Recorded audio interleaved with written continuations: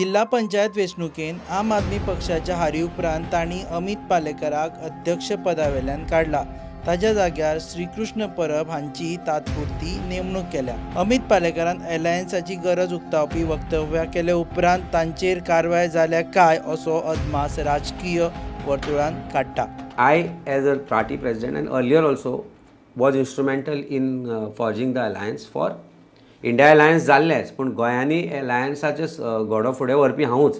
ताच्या मागीरूय आनी 2 ऑक्टोबराच्या 10 दीस पयलीं हांवें सांगिल्लें की alliance जावपाक जाय, बरोबर येवपाक जाय आनी आमी तांकां आपयलें पण कोण आयले ना. आनी मागीर ते म्हणटा की आमी जेन्ना आपोवनूय तुमी येना तेन्ना आमी डिसायड केलें की हें जावचेंच ना म्हणून केन्ना. Fag end of election process you can't make अलायन्सीस.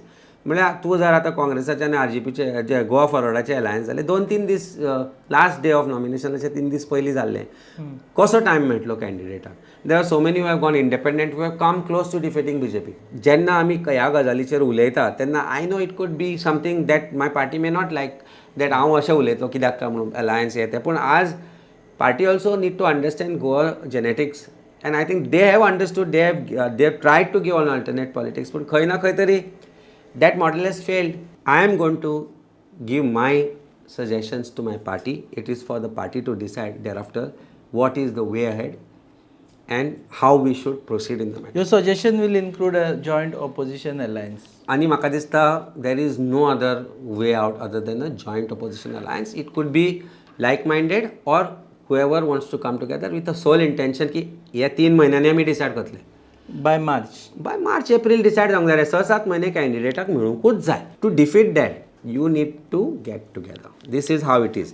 You बोट लायलें म्हणून हांवें तें बोट मोडटलें आनी तें ताका जाल्यार मूट करची पडटली आनी ती मूट करतली जाल्यार this is the only way. पयलीं सावनूच अमित पालेकार अलायन्सच्या फावरांत उलयताले. जिल्हा पंचायत वेंचणूक जाहीर जावचे पयलीं आमकां दिल्ले मुलाखतीन तांणी बोडयो एकठांय करून अलायन्साचें म्हत्व सांगिल्लें.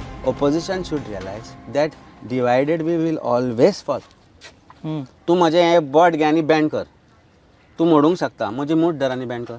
म्हणूंक शकता तूं. हें ल्हानपणान शिकयल्लें आमकां. हें आमकां ल्हानपणान शिकयलां. आरे ह्यो बोडयो, ह्यो 2-3 बोडयो हांगाच्योच बोडयो घेता तुका. ही बोडी मोड.